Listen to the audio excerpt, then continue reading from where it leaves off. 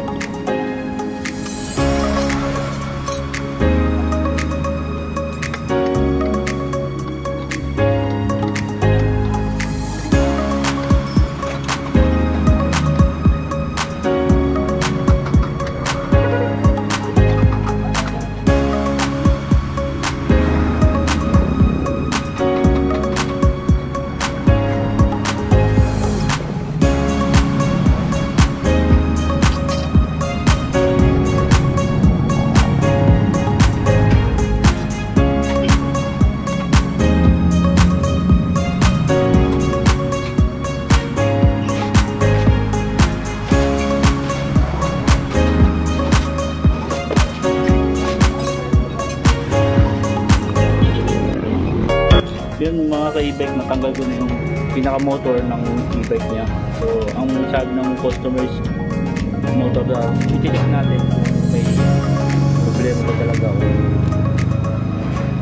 kung okay ba yung linya ng motor.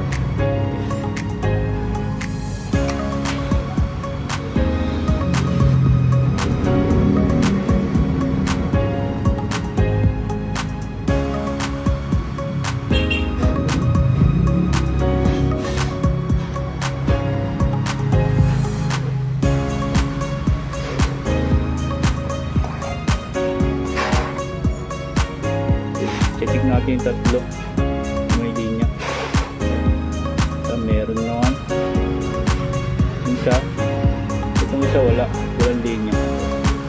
Tapos itong isa, yan, bali yun nga, papalitan natin yung transistor. Wala yung isang linya niya, yung color green, papalitan natin.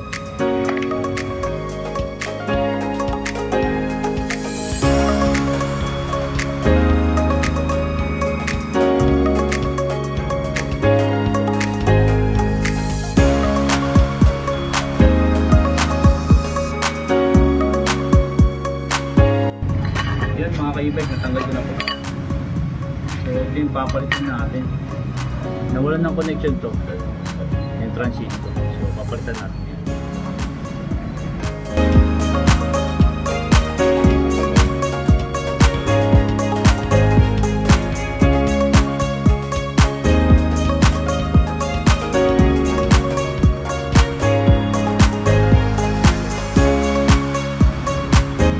So yun mga ka-e-bike, okay na, napalitan ko na yung transistor. Ayan. Ito yung pinagpalitan ko ng transistor niya, yung luma niya. So hindi mo mapapakinabangan. Papalitan natin yun. Ayan. Okay.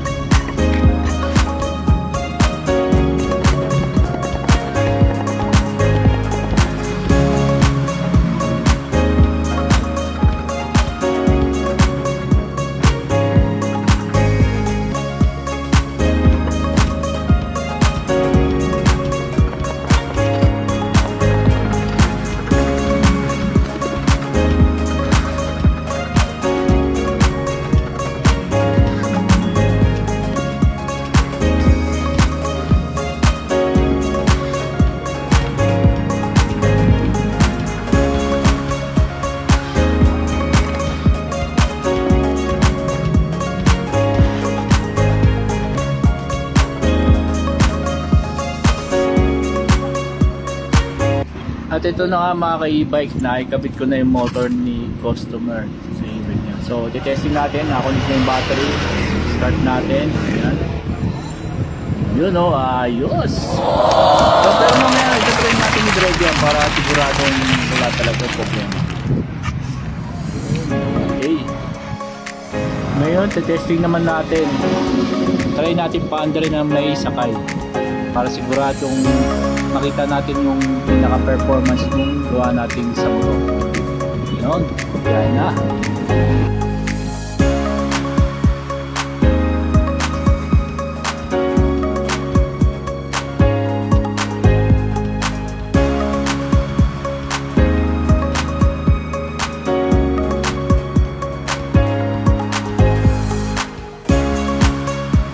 okay mga ka-e-bike, smooth yung andar niya, kaya perfect to kay customer pagpalit. Ayun, may customer pa ako naghihintay, papacheck up niya yung 4 wheels niya.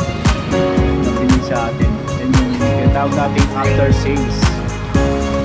So yun, kinahit ko lang muna, tapos yun. So yun, okay na tayo.